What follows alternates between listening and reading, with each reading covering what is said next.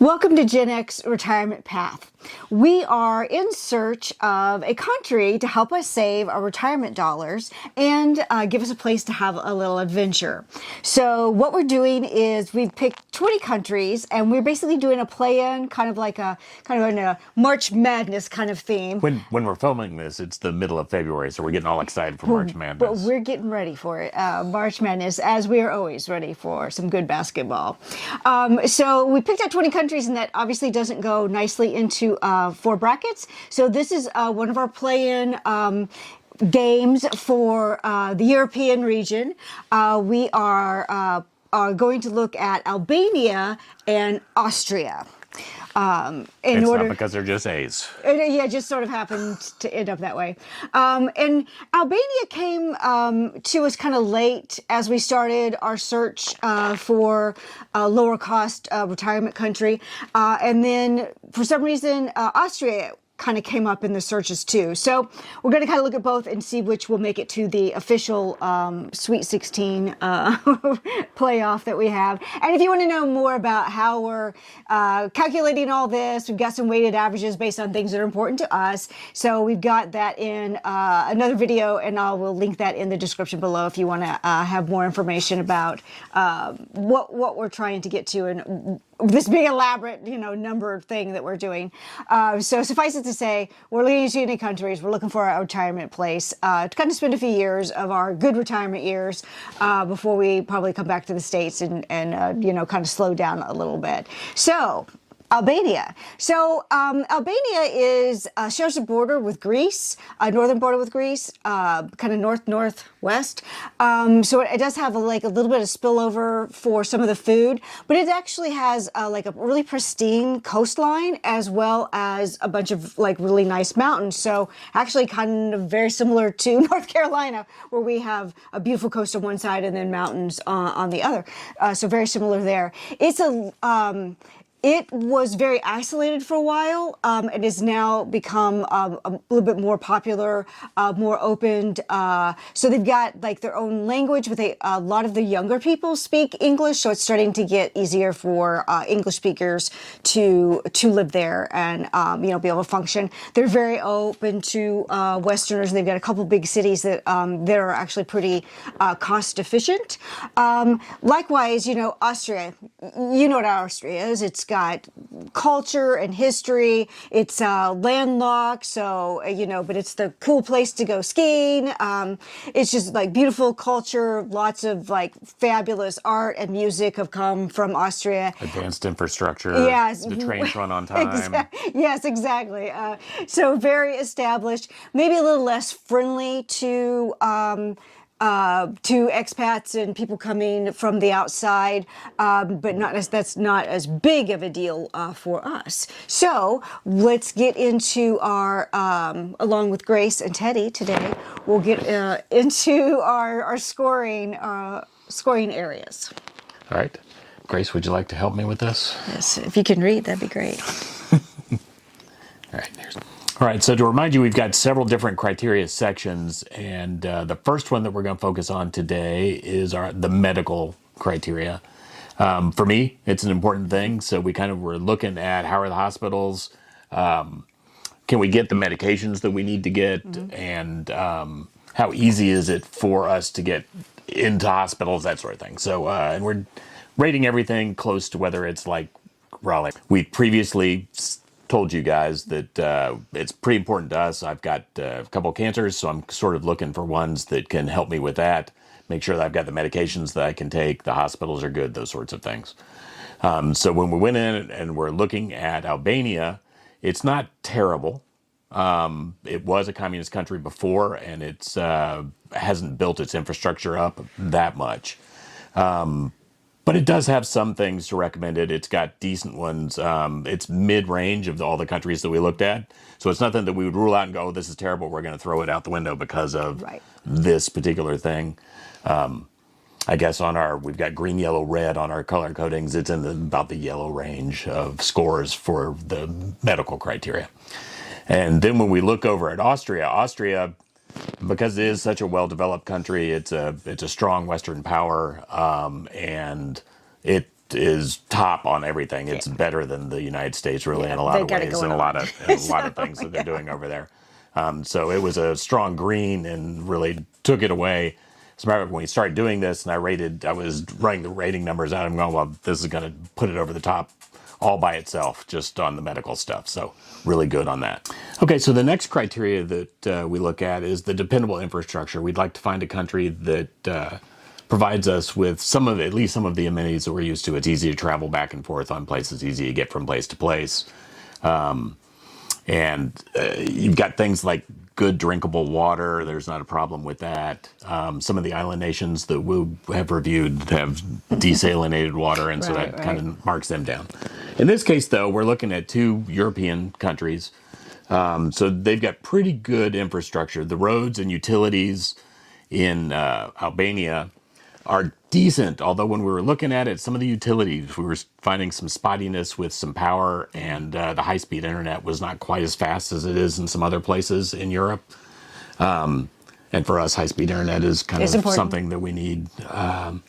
So that it put it pretty solidly. And oh yeah, I think we read something about water being bad too. The water was not that great, that you really wanted to drink some bottled water while you were there, unless you were in certain parts of the country. Yeah, you just have to know where you were, so that kind of limits some of your mobility. Yeah, so solid, again, yellow. It was yellow in our coding and was not bad. We wouldn't eliminate it because of these things. But then when we went over and looked at Austria, again, Austria is pretty top in this. Yeah, they got good water. They're up there where they've got snow melt and that sort of thing. They've got plentiful water. Pristine things. They keep the roads up really well. And all in all, they were. I think it was a green. Hold on, let me look real fast. They were just outside the green range for their dependable infrastructure score. So they took that away. And again, if you're keeping score, they're starting to get a little bit further ahead and a little bit further ahead. Yep, starting to get a kind of pull away from Albania. But wait, there's more. Yeah, but wait. Now we're looking at how safe and stable a country is, and we have another dog. We have 4 dogs. I think we've mentioned that. We have 4 dogs we're moving with us, which is part of the challenge. 2 of them, one in my lap right now. So hold on one second. And all but one of them want a lap. And I don't know how safe and stable that's going to be. Yeah. All right. So anyway, I'm going to try it, and if I lose a dog or a dog bites me in the face, you'll know why. Hold on. Here's the other dog. There we go. We love them. All right, so safe and stable. And these, again, just to give you a little bit of background on those, because we've talked about it before, but you may not have watched that other video. So is the government pretty stable? Do we have to worry about whether it's going to shift radically from year to year on who's in control and what policies they have running, those kinds of things? Do they have intrusive security measures? Are there like soldiers on every street corner? Are they... And if there are soldiers on every street corner, are they nice soldiers at least? Yeah, is it intimidating, or is it like making you feel that things are safe? Safe and secure, yeah. And then we'd really preferably like a low crime rate, of course. Right. And if there is crime, what crime there is will be of the more stealing your stuff rather than putting your life in danger or doing physical harm to you. So when we look at those ratings, both these countries, they're in Europe. Both of them are relatively decent, you would assume, on these. All right, so Albania's stability and safety, we're looking into it, and they used to be communist, so that was one of the reasons that you don't ever hear too much about Albania. But in 1998, they were able to achieve their freedom and set up a republic by 1998. In 1992 was actually when they got started. Became not communist, but by 1998 they established the current political structure that they're in right now. So pretty stable for that. So they got high marks there. There were some spotty things about crime. I don't think there's necessarily violence. It's just a little more Wild Westy than I'd really like it to be. So they got a little bit of a low marker there. And now, when you look at Austria, you're thinking, so far we've been rating them really highly on a lot of things because they're a Western country and they're established and they've got all this structure and everything. They had some recent elections that kind of made us a little sketchy on them. They just Right. elected a really far right. Non-welcoming to immigrants for Yeah, sure. yeah, a guy that doesn't really like immigrants. It's the first time they've elected the person from this type of party since Hitler. So that was kind of set off some alarm bells with us, just in general, that there bit. might be some problems and some changes to how they're treating expats. Right. I haven't heard anything about how that's going to happen, but we did definitely mark them down because of that. They got some Right. negative marks. Right. Because we're looking to stay somewhere for more than a year or two. Like, we'd like to go live in another country for like a few years and then maybe go to another country after that for a few more years. So we need it to be like more than just okay today, you know? Yeah, or to have the populace also be antithetical to you. Right now, everybody's pretty welcoming and that sort of thing, but we've seen some of these countries where they start to restrict their immigration, where it becomes less welcoming to expats. So Right. that sort of thing was a little bit of a red flag for us. But other than that, they were right along the same lines as Albania. So in this case, Albania really came out ahead because their government seems to be more just go along and get along, and you don't have to worry about major upheavals or swings or... Yeah, and they seem to be pretty okay with expats right now, especially retirees kind of thing. So Okay, so the next category is the creature comforts category, and this is kind of a broad ranging. It talks about dining options, the temperature in the country, whether there's a propensity for natural disasters, those kinds of things, the things that make a country comfortable to live in physically, I guess. And in relation to those, Albania really comes out higher than I expected it to, because I didn't know that much about Albania. But when we're doing the research online, we find out that the cuisine is actually quite good in the cities. They've it has some similarities to Greece too, because they border with Greece. So and we like the and we like Mediterranean that type of food. So yeah. And I didn't think, actually, when I thought of Albania, I didn't realize that it was that close to Greece. When we first started looking at it, I heard the word Albania, and I was thinking somewhere. Where is that? I don't know. Near Transylvania, I guess, maybe. I don't know. So yeah, that the food surprised me and came out really highly rated. Okay, now, the place that it kind of dropped down a little bit, food was good, but then the natural disaster risk, they've got some earthquakes. They've also got some impact from global warming, which I think kind of links back in. When we were looking, we were finding that their power systems sometimes had some issues, and you'd have some power outages. Part of that, I think, is due to overloading. When things get too hot, you have to run your air conditioners, and so you just overrun the amount of power that can be put out. As temperatures rise, as are expected to do in the region, they're going to continue to feel the impact of that. So they got rated down a little bit. In Austria, we were looking at Albania and we said, oh, the food's pretty good. It's more surprising. I was surprised by the fact that other than fine dining, which Austria has a bunch of, and they've got nice restaurants that have, the tasting menus and all that kind of thing. But when you start looking at their normal food that people eat, when we were looking at it, it wasn't things that really appealed to us. The sausages and the schnitzel and that kind of stuff. I've had it. It's okay, but it's not my favorite stuff. Right. So they got a little bit of a lower rating from us on that. Right. Our opinion, obviously. Yeah, if you like sausages and schnitzels and heavy food, then That could be great for you. it could be the great place. And then there's also the temperature. I really like the temperature because you can go skiing and it's a little colder, and I kind of like that and stuff. And way too cold for me, for my taste. So there was a bit of an argument there, but ultimately, because happy wife, happy life, we definitely rated it a little lower on that piece. Took a ding on that. So. Yeah. I and the thing it took the biggest ding for was groceries. Yeah. We looked into how affordable the groceries were there, and we were rating it in relation to what we pay here. And it was as expensive or more expensive for most things there than it is here. So we're not really going to save any money. We're looking for a place to go where we can save a little money. Spread our retirement dollars further. All right, so the next category is the social factors. And this relates to how we're going to feel in our social interactions with people. Are there people who speak our language? Are there people who potentially are other expats there? Right. How easy to integrate into their society.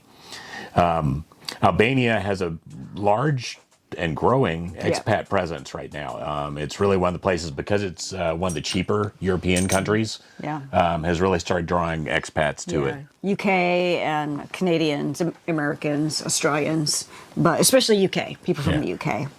Now, its language is not necessarily anything that's easy. It's not something that we're familiar with. I would know if someone was speaking French, I would recognize that. If somebody's speaking Spanish, I would recognize that at least that it was Spanish. Right. German, I would recognize somebody speaking German. Albanian, I don't know that I'd know if that was the language you were speaking if you spoke it to me. Yeah. So we'd have a little bit of a reach there. A glitch. But the younger people are more familiar with English. Yes. So it's starting to be one of those kind of places. Did get a little ding there, though. Some English is spoken in the area, so that's a good thing, especially with the expats from the UK showing up there a bunch. They're starting to be more and more prevalent, so that's a pretty good thing. And the visa options are pretty decent. Didn't quite get to our green rating, which is on our scale of 1 to 10 is an 8, is a green. So this is just below that, though. Now, Austria, as long as we're talking about the visas, this is one of the other places that Austria kind of fell behind a little bit. It's difficult to get a visa in Austria. Right. And they don't have a whole lot of programs set up to expedite people being expats in the country. Right. A lot of people that go there end up like they have some kind of like lineage connecting them there, grandparents, that sort of thing. So more of that than just like, random UK person deciding to go to Austria to live. They also have a much reduced number of expats. There are a lot of tourists. You'll run into a bunch of tourists, but there won't be people who have relocated there to live. Yeah.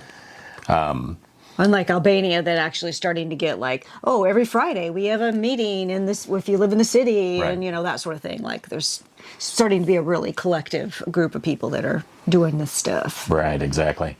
And then the Germanic people are not known for their super friendliness and hug you when you come to meet them, that sort of thing. They're a little standoffish. Which is not necessarily a big ding, but it's not a big ding, but but it is when you're trying to integrate into a new society, you'd really like to have people that are a little more welcoming, perhaps. Somewhat friendly, and yes, to get a little help to get around and find your way in a new world. And along those lines, too, the language that they speak, I felt sort of like the weather that we had a disagreement with the language. I took some German and speak a little tiny bit, so I think I'd feel more comfortable and probably would pick it up and start to actually speak the language relatively quickly there. Charlene has never been around it. So once again, that got kind of knocked down as on the ratings because we're doing it as a team rating, not as an individual rating. Because I am fluent in hillbilly, but not in German. So as far out ahead as Austria got, they're starting to lose a little ground. If you notice these last couple, Albania is really starting to catch up with them. So the next piece, let's see whether Austria can maintain their lead or continue to see it eroded to Albania, is the pet factors. You may have noticed we had some dogs during this whole thing. I've had 2 on my lap. She's had 1, and one of them, there's I'm one surprised, that, there's one wandering around. More standoffish. She's actually on the sofa, so comfortable on the sofa. But they're a big part of our life, so they have to have something. So they're a big part of our life, so they have a big part on all of our ratings. They have a whole category. They have their own category. And in that category, Austria does pretty well. They've got affordable vet care, and it's on par with the U.S. because similar to the medical care, they've just got good facilities, they've got infrastructure, and things are set up. Also, they kind of like dogs. I think they like dogs more than they like people. That's not a detriment for us. Ease of immigration for pets is middling. It's okay, easy to get there. Most places it's decently easy to get your pets in. You typically have to go through various medical types of things and have all their documents in order and that sort of stuff. So same thing as most places. So the other thing you have to think about when you're thinking about bringing your pets someplace is how much is it going to take to get them into the country that you're moving to, and can you find places to live once you're there with the pets? Austria, in one case, is pretty good with that. Finding a place to live, pretty easy. We went and looked through the various different listings. There are a lot of places that offer you the ability, much like here. It's not that going to be that much different. You'll pay a deposit, but you're going to be able to find a place. Right. Getting them there is going to be a little bit longer to get them there. There's not quite as easy a flight as you can get from some places. Like if you're going a little closer, if you're going someplace in South America, for instance, it's going to be, or even Central America, it's going to be much easier to get them there. Shorter flight. This one, really, you're going to have to spend a bunch of money to get them shipped over.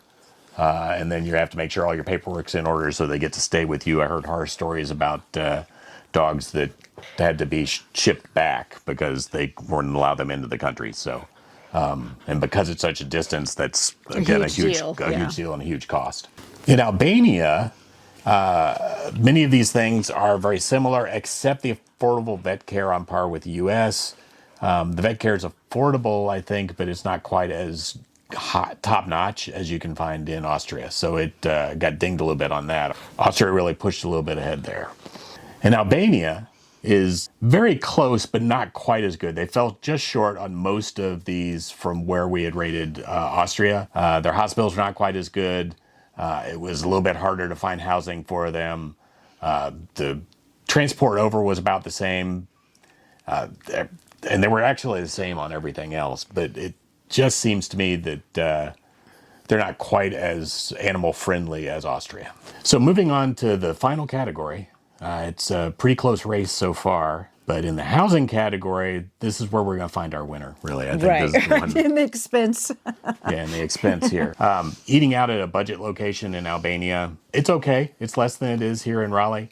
If you eat out at an expensive place, it's about the same. It's a little less expensive than it is in Raleigh. If you rent a place, and that's what we're going to be doing, we're not buying a place where our plans are to rent. If you're renting a place to live, it's incredibly inexpensive, and the utilities are inexpensive. A little spotty, as we mentioned earlier, but it is inexpensive for that. It was, on our rating scale, it got as high as you can get without being a perfect score. We're talking about Albania. Albania, yes. Albania. It's good prices in Albania, which is why the expats are going there. Right. The only thing that's really kind of bad there is vehicle operating expenses. If we went there, we probably wouldn't bring a vehicle with us or try to drive a vehicle. We'd probably rely on public transportation because it is so expensive to operate a vehicle. Right. But that's going to be the same pretty much in most European countries. Correct.